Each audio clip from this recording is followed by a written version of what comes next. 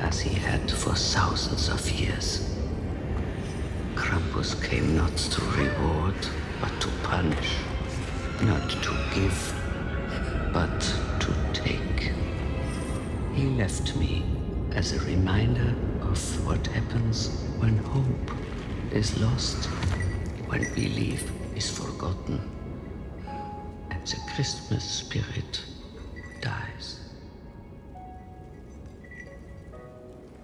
Hello, and welcome back to the channel. If you're looking for a great Christmas movie to add to your annual Christmas watch list, then I have to recommend my favorite Christmas movie, Krampus, from 2015. I really believe this movie deserves the designation of a modern classic. It draws inspiration from great films in both horror and Christmas movies. In the hilarious opening scene and following, the movie draws a parallel between itself and the classic 1938 film A Christmas Carol. You can also find other parallels to films such as The Thing and Home Alone. Between the snowstorm, one-liners, themes, scene comparisons, and the dedication to practical effects, Krampus does a wonderful job of adding horror to what is also a truly heartfelt Christmas story. At first glance of the cast, you might not be sure if you should take this film too seriously. And you're absolutely right.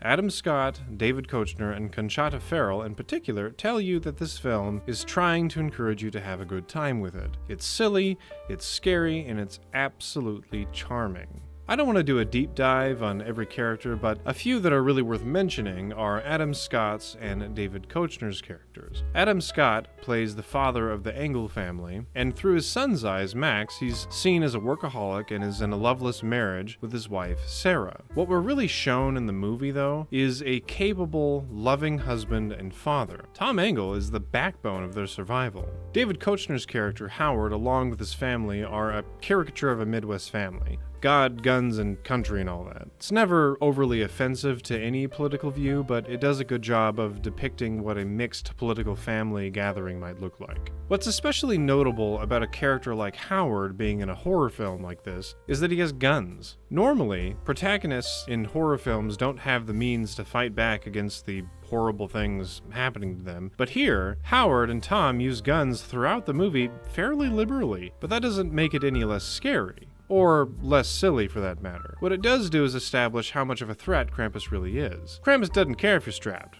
You're getting clapped anyway. When it comes to the titular character, Krampus is described as the shadow of Saint Nicholas. He's a darker and more ancient spirit related to the Christmas holiday than even Santa himself. He's not considered to be an evil Santa in this story, but he's more akin to the ghost of Christmas future. Only, instead of just scaring the dickens out of you, Krampus slaughters everyone you love and leaves you, the sole survivor, to pass along what you saw. When I say that Krampus in this film is not considered an evil Santa, I mean that only in the way that he doesn't work against Santa's interests. It's not as though Santa is doing anything to stop Krampus from dragging kids on his naughty list to the underworld. If Santa is doing something, we're not shown what that is in the film. If anything, Krampus appears to be doing Santa a favor here, despite how that good-natured old man may feel about it. In the ways that Krampus is similar to Santa, well, he has a red suit, sadistic little helpers, and he brings, toys to his victims. One notable feature about this version of Krampus is the reason for why he would visit you. It's hinted at pretty early in the film that the grandmother, Omi, has had experience with Krampus in the past. She says that Krampus doesn't come to punish anyone because of the bad things they've done, but only if they lose hope and give up on the Christmas spirit.